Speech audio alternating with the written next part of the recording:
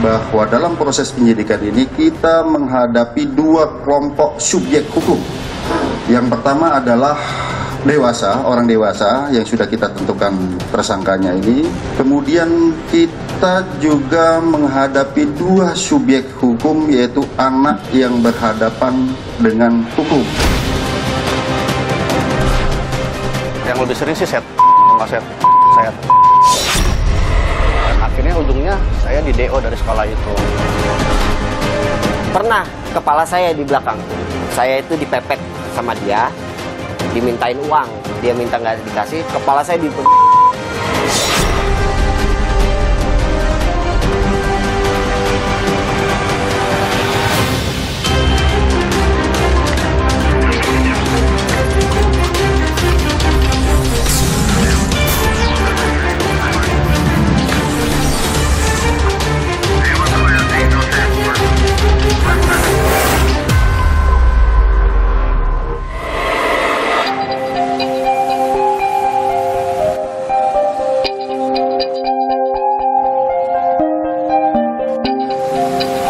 Saudara, akhir-akhir ini tindak kekerasan yang dilakukan remaja makin sering terjadi. Karena hal sepele, remaja bisa bertindak brutal. Bahkan diantaranya ada yang nekat sampai hampir menghabisi nyawa orang lain.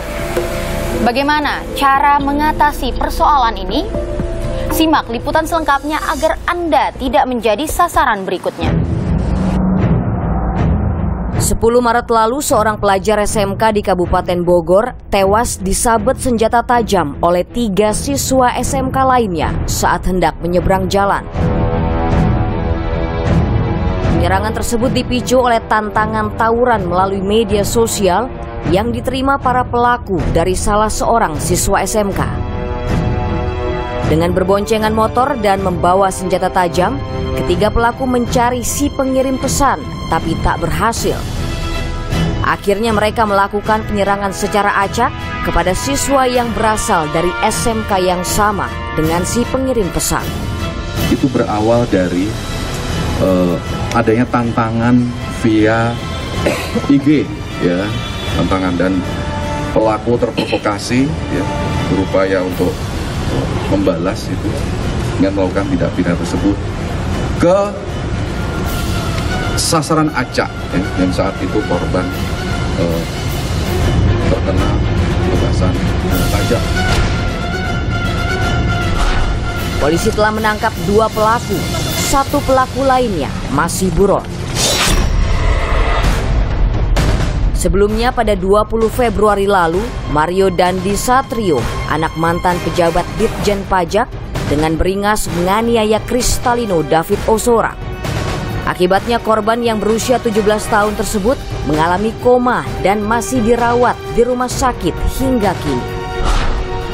Penganiayaan brutal tersebut disaksikan oleh 2 teman Mario, Shane Lucas dan remaja AG yang berusia 15 tahun.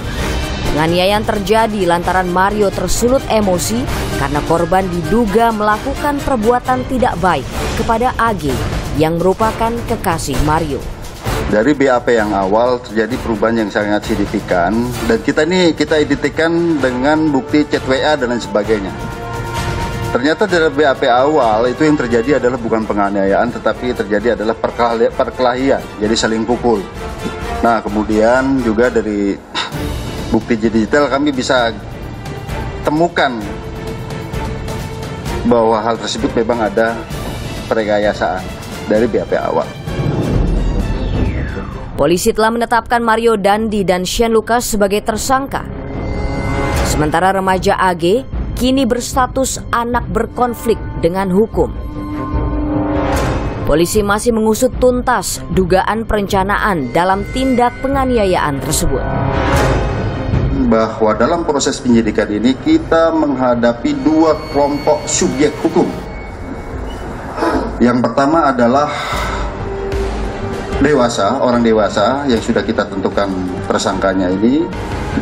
Kemudian kita juga menghadapi 2 subjek hukum, yaitu anak yang berhadapan dengan hukum.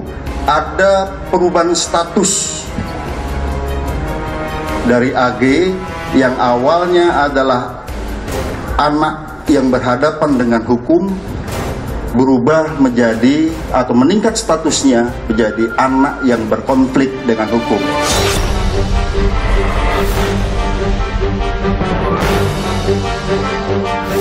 Di Pasuruan, Jawa Timur, awal Maret lalu, 4 remaja laki-laki menganiaya seorang temannya yang berusia 15 tahun hingga luka parah hanya lantaran korban dinilai tidak aktif di grup WhatsApp mereka.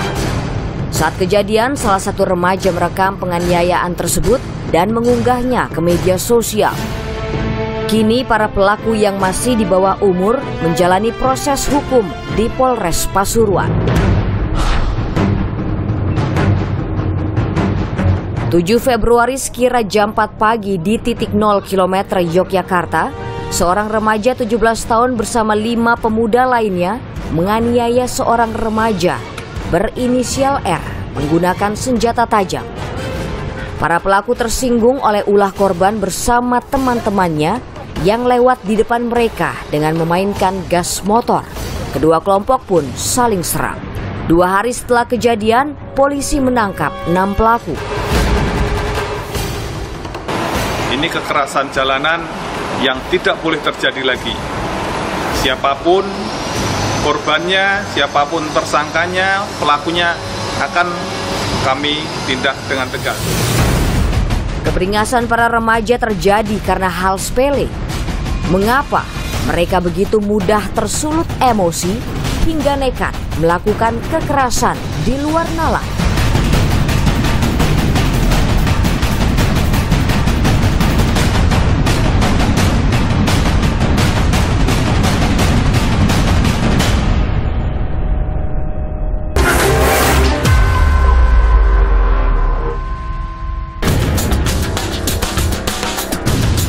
Tindak kejahatan remaja semakin brutal dan beringas.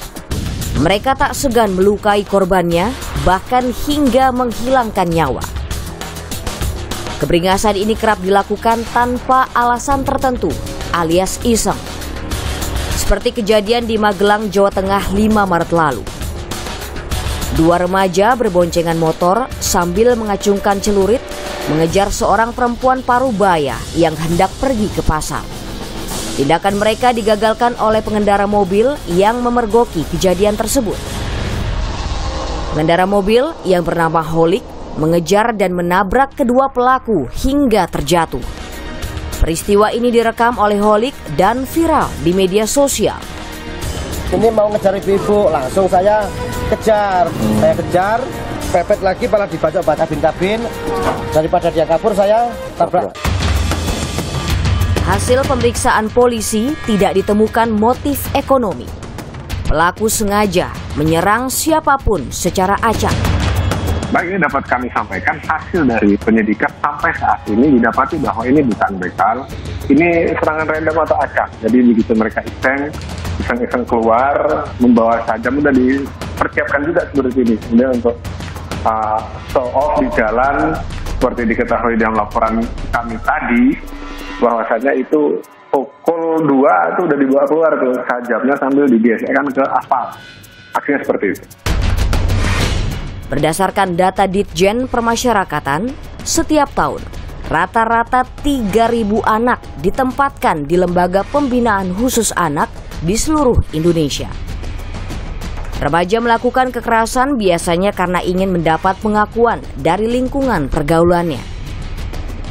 Jadi kalau memakai pendekatan kelompok, maka kalau kita melakukan kegiatan atau kejahatan kekerasan ya, maka itu akan mendapatkan semacam kredit, ya, semacam poin lah, dan dianggap sebagai jagoan oleh kelompok kita, dan posisi kita akan naik, dianggap sebagai pimpinan.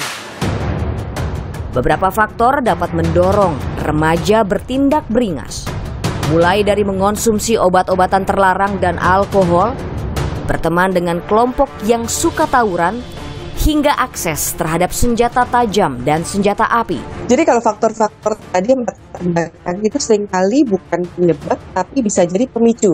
gitu. Jadi ketika ada kondisi-kondisi tersebut ditambah dengan penyebab-penyebab yang sudah terjadi sebelumnya, itu bisa memicu seorang remaja untuk berperilaku beringas. Beberapa faktor lainnya dapat menjadi latar belakang yang menyebabkan remaja bertindak beringas. Di antaranya kurangnya perhatian orang tua, lingkungan yang akrab dengan kekerasan, dan games yang mengandung unsur kekerasan. Orang tua yang cenderung mengabaikan dan membiarkan anaknya melakukan banyak hal, nggak ada monitoring. Penyebab lain misalnya adalah lingkungan yang sangat menolerir kekerasan. Bisa jadi games yang sangat agresif atau mengandung kekerasan sebetulnya bisa meningkatkan toleransi terhadap kekerasan, sehingga terkesan kekerasan itu wajar saja. Perilaku beringas pada remaja bisa saja muncul secara tiba-tiba saat tindakan pelaku ditonton oleh teman-temannya. Perubahan perilaku ini biasa disebut spectator effect. Tapi kalau itu kemudian kita kaitkan dengan perilaku remaja-remaja yang suka kekerasan, memang jadi tambah mengerikan. Mereka sadar bahwa mereka ditonton, maka mereka makin beringas, begitu ya. Jadi itu adalah satu gejala psikologi dari orang yang berubah perilakunya ketika menyadari bahwa ada orang yang nonton. Seperti yang terjadi pada Mario Dandi ketika menganiaya David Ozora. Saat itu tindakan Mario disaksikan Shane Lucas dan AG.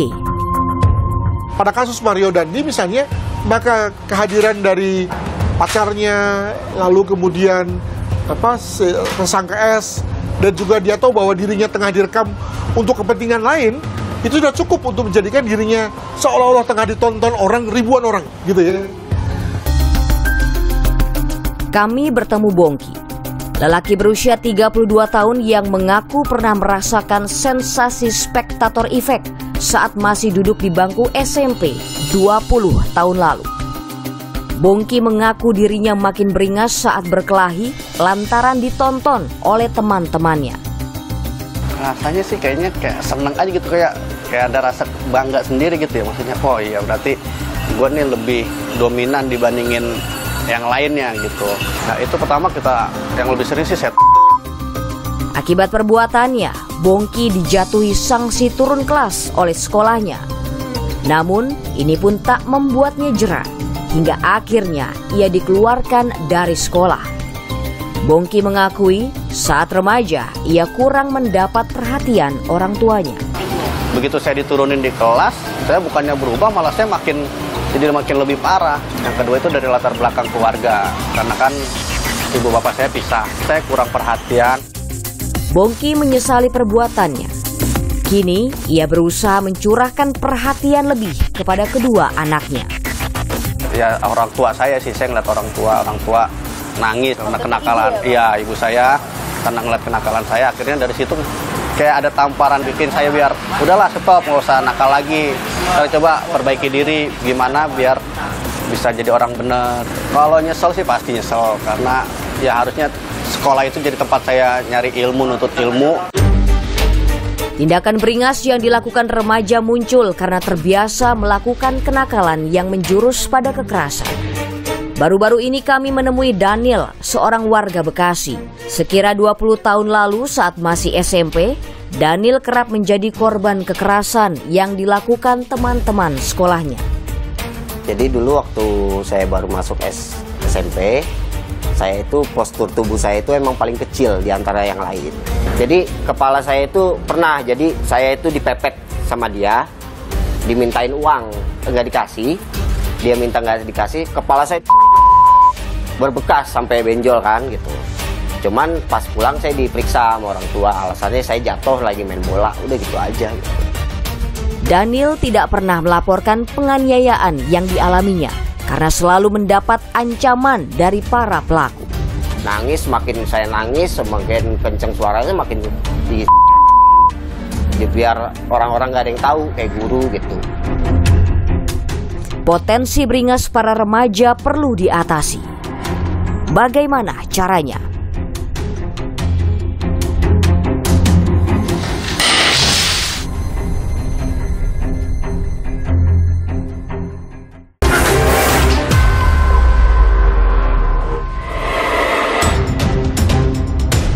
Penanganan perkara anak yang berhadapan dengan hukum diatur dalam Undang-Undang Nomor 11 Tahun 2012 tentang Sistem Peradilan Anak.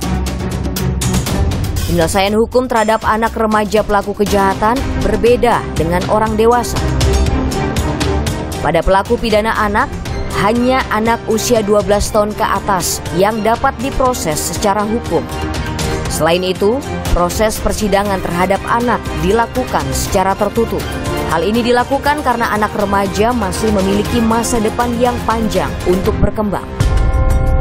Nah, di dalam hukum juga tidak semua anak bisa berhadapan dengan hukum. Anak yang hanya bisa berhadapan dengan hukum itu adalah usia 12 tahun ke atas. 12 tahun sampai 18 tahun kurang 1 hari. Nah, itu masih kriteria anak-anak itu di dalam hukum pidana anak. Persidangan terhadap anak atau pemeriksaan terhadap anak itu selalu bersifat tertutup gitu. Jadi tidak terbuka. Ya, meskipun persidangannya dinyatakan terbuka untuk umum, tapi umumnya itu terbatas gitu. Pemberian status hukum terhadap anak pelaku pidana terdiri atas 2 tahapan.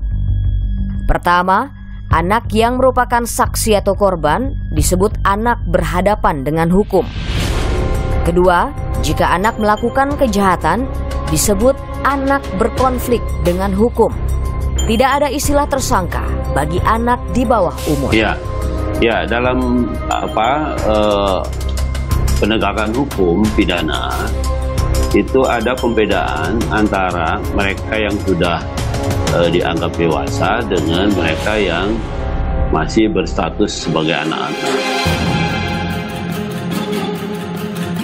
Dalam penjatuhan pidana, sanksi pada anak bukan untuk membuat efek jera maupun membalas perbuatannya, melainkan demi menumbuhkan rasa tanggung jawab dalam diri anak.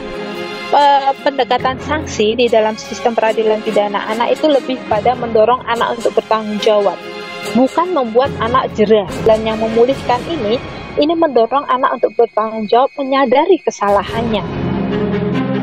Peradilan terhadap anak jelas ditujukan bukan sebagai pembalasan, tapi lebih berat pada soal pendidikan.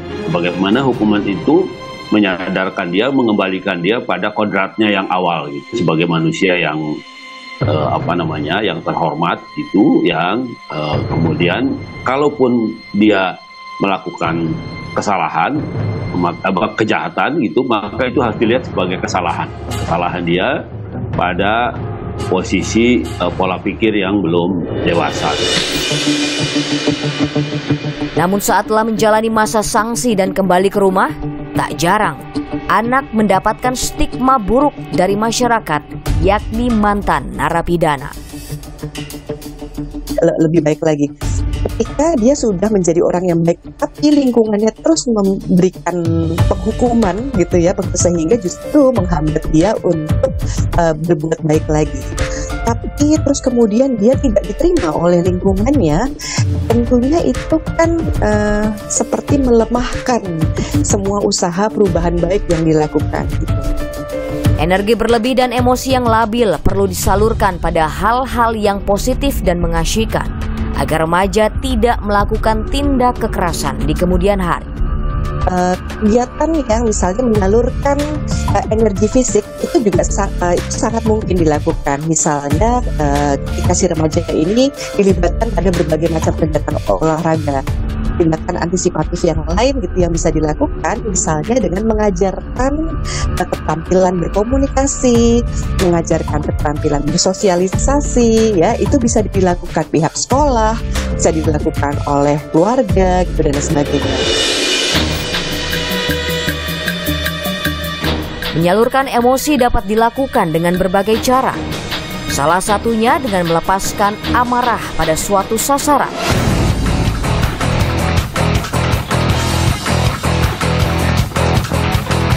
Di Jakarta Utara ada tempat khusus bagi siapapun yang ingin melampiaskan segala kemarahan yang bernama Break Room. Di sini disediakan barang-barang untuk dihancurkan.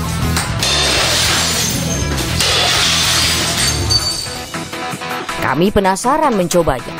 Setiap pengunjung diharuskan mengenakan pakaian pelindung saat berada di dalam ruangan. Petugas memberi kami beberapa botol kaca dan sebuah TV untuk dihancurkan.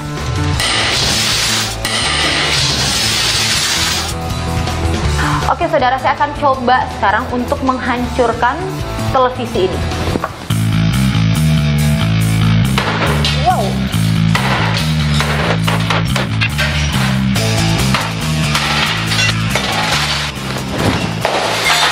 Nah, kali ini saya merasa puas. Saya berhasil memecahkan satu buah botol yang saya lempar ke dinding sana.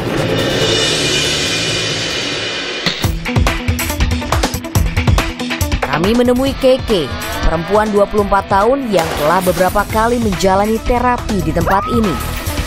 Didampingi seorang psikolog, Keke diarahkan untuk meluapkan emosinya dengan memecahkan sejumlah barang. Gimana tadi Mbak, saya lihat sempat ngeliat di dalam setelah abis mukul-mukulin barang, rusak-rusakin, gimana perasaannya? Pegel banget, jadi emosinya kuat. Tapi memang tujuan kesini tuh awalnya buat ngapain tuh Mbak? Biasanya cuma curhat-curhat aja sih, tapi didampingin sama psikolog. Kalau dari psikolog sendiri, tujuannya ke sini nanti apa gitu yang diharapkan? Maksudnya setelah keluar dari sini tuh gimana tuh Mbak? Biasanya tuh kalau klien yang datang terus ada keluhan, misalnya curhat, ada emosi yang dia nggak bisa keluarin. Kalau ini kayak sih tapi udah lagi oke sebenarnya, lebih ke kayak buat rilis emosi aja gitu. Nah kita ngelihat kalau misalnya cuma datang dan cuma kayak pukul-pukul aja kan, tapi tetap tuh ya masalah di dalamnya itu nggak keluar. Kita nggak bisa ngebantu jauh kalau hanya kayak pukul aja. Para remaja, mari kelola emosi Anda dengan baik. Berpikir panjang sebelum bertindak. Jalin pertemanan, jangan memendam dendam dan juga permusuhan, agar Anda tidak merugikan diri sendiri dan orang lain. Kenali modus kejahatan di sekitar Anda, agar Anda tak menjadi sasaran berikutnya. Saya Tata Nova Siliana, sampai jumpa.